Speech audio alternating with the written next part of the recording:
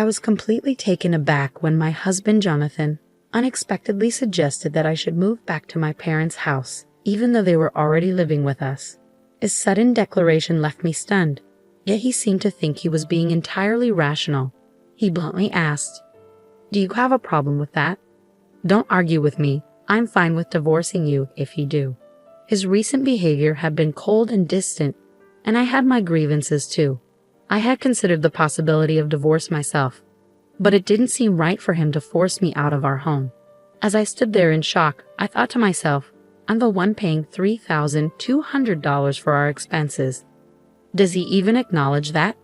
He grew agitated and demanded, "Leave this house now. My parents won't feel comfortable with you here." I couldn't understand why I needed to leave, but I agreed, saying, "Okay, I'll take all my belongings with me."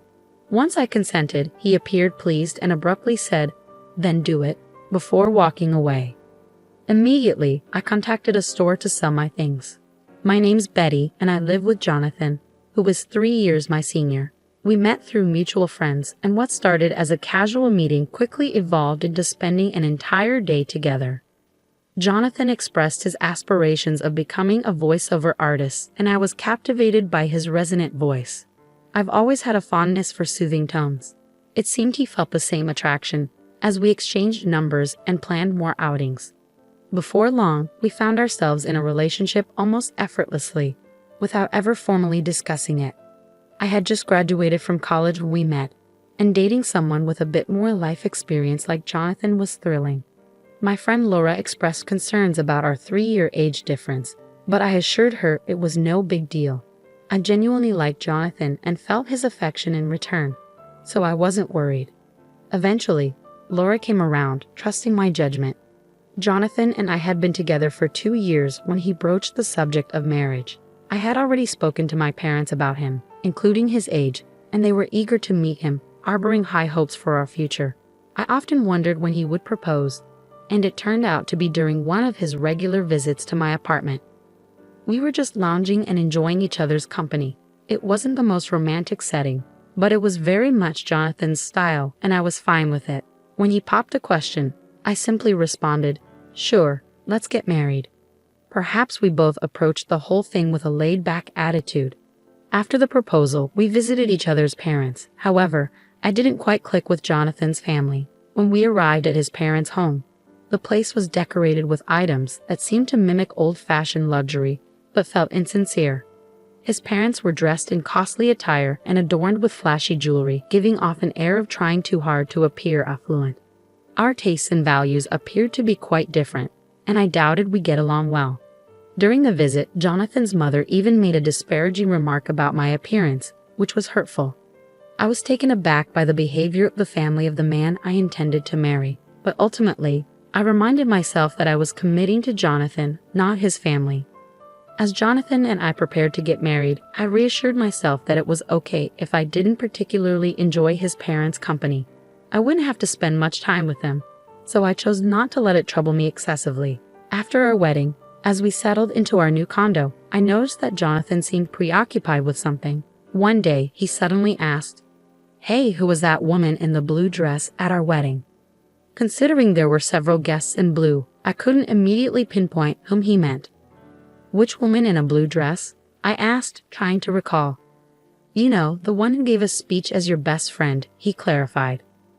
"Are you talking about Laura?" I replied as it clicked that Laura had worn a blue dress. "Yes, that's her," Jonathan said, his tone reflecting some unease. "What's wrong with Laura?" I inquired, puzzled by his concern. "Oh, it's not a big deal," he dismissed. "The other day, I thought I saw someone who looked like her when I was on my way to work. That reminded me she was your best friend who spoke at our wedding." I was a bit baffled by Jonathan's sudden curiosity about Laura and his flustered response. But before I could delve deeper, he laughed it off and retreated to his room. Shortly after this conversation, Laura called me, bubbling with excitement.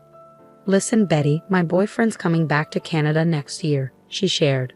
Laura and her boyfriend had been dating since high school, having known each other since they were kids. He had moved away during middle school, but they maintained their bond through letters and eventually reconnected in high school, where he expressed his feelings for her. I've always enjoyed Laura's romantic tales. Despite her boyfriend working at an international branch for a few years, they managed to keep their relationship strong and connected. Well, do you think he might propose once he's back? She pondered excitedly. And then you guys will get married, I exclaimed, half teasing. Laura laughed and responded, Oh, Betty, you're always jumping to conclusions. Just make sure to invite me to the wedding. I promise I'll give another heartfelt speech. Of course, after the beautiful speech you gave at my wedding, I need you to do the same at yours. Just don't set the bar too high, I replied. We chuckled together as we sipped our tea, enjoying the ease and trust that flowed through our conversation. We had always been there for each other, ready to listen whenever one of us faced any issue. Around this time, I started noticing changes in Jonathan's routine. He began returning home increasingly late. Working late again today, I asked one evening.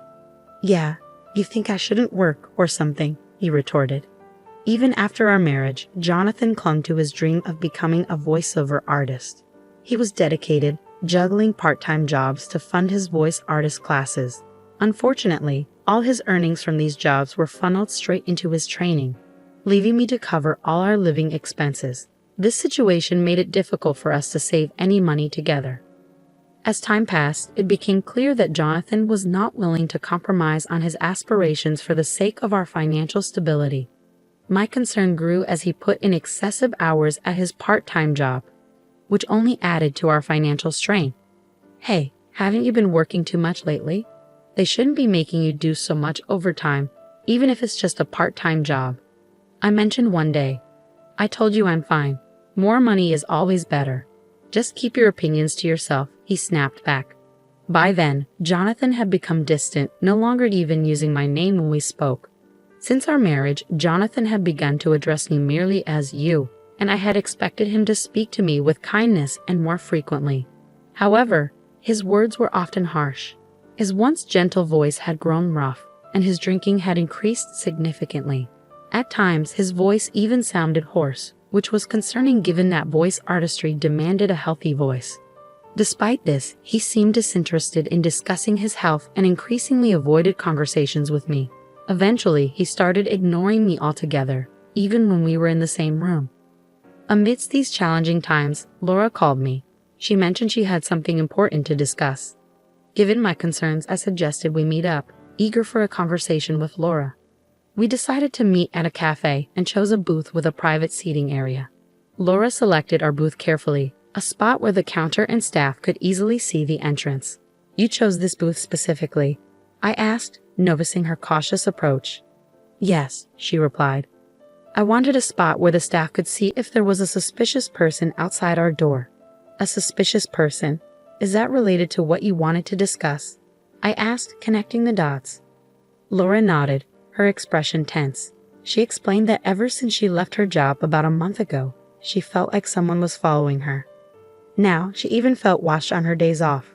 The reason she picked a booth with a clear view was that she suspected the person stalking her might try to eavesdrop on our conversation. Did you talk to the police about it? I asked, concerned. I tried, but since there's no direct contact, they can't do much, she sighed. What about your boyfriend? Isn't he coming back in a month? I inquired, hoping she had some support. I thought I'd discuss it with him too, but I wanted to talk to you first. Someone close by, she explained. I understood her need for immediate support. Laura hadn't managed to get a clear view of her stalker, making the situation even more unnerving. She was too frightened to discern whether her stalker was a man or a woman. I decided to discreetly watch from a distance to try and identify who was following her. During this time, I was struggling with my troubled relationship with Jonathan and found it hard to open up about it.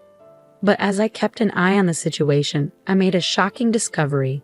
The person shadowing Laura was none other than my husband, Jonathan.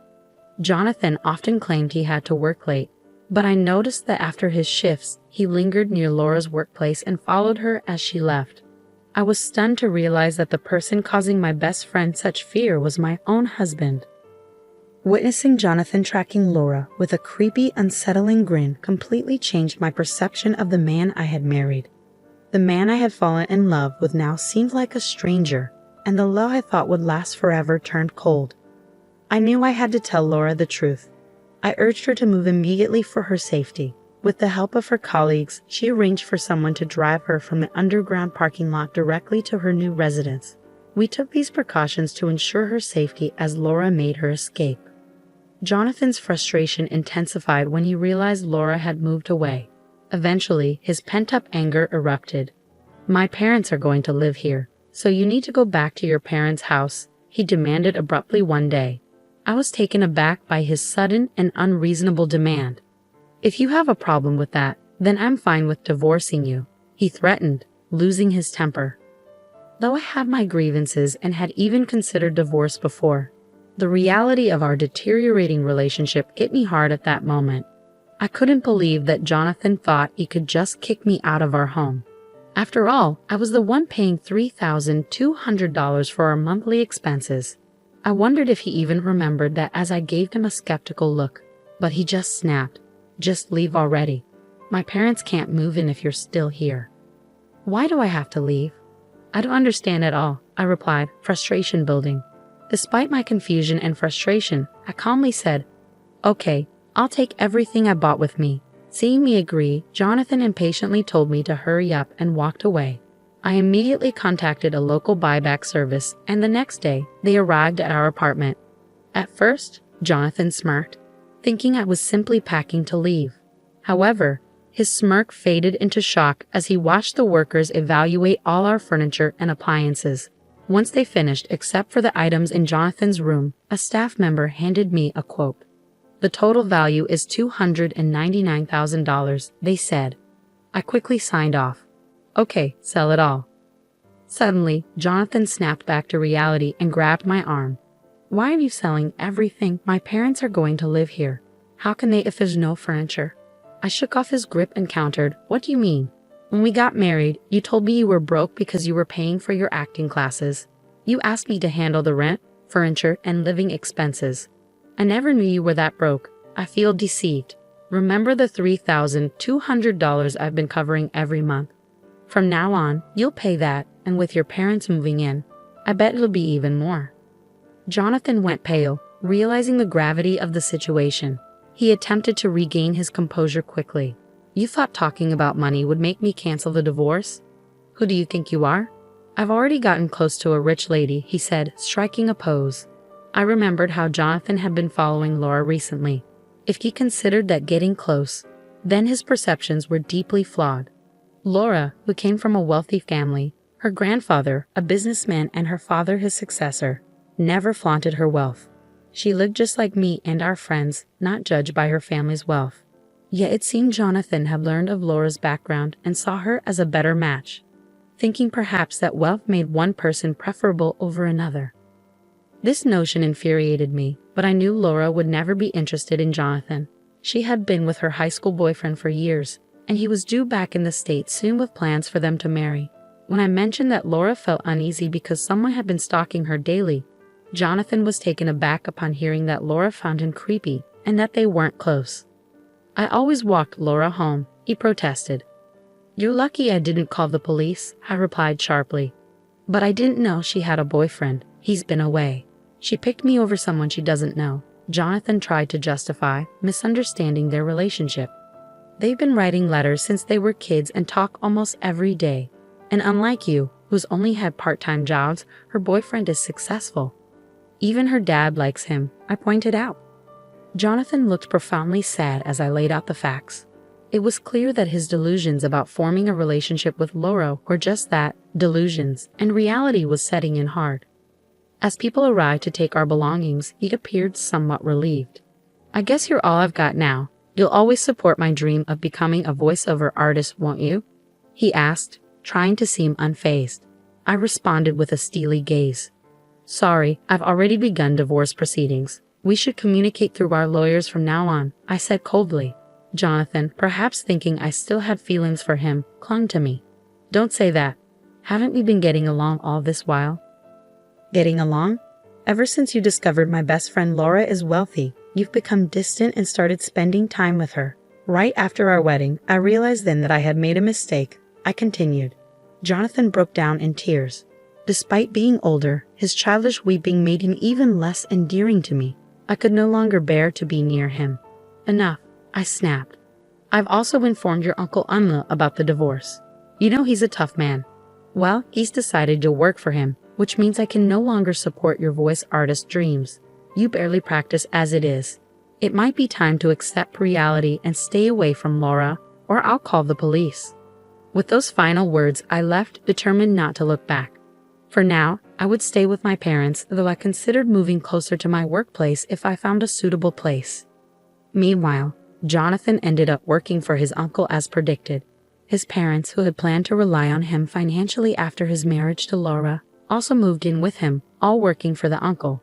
It seemed that exploiting others was a family trait. I felt relieved to escape that toxic environment. Age wasn't the significant factor, but I vowed to be more cautious in choosing my next partner. On a happier note, after settling things with Jonathan, Laura invited me to her wedding. She introduced me to her long-term boyfriend, and I genuinely wished them happiness.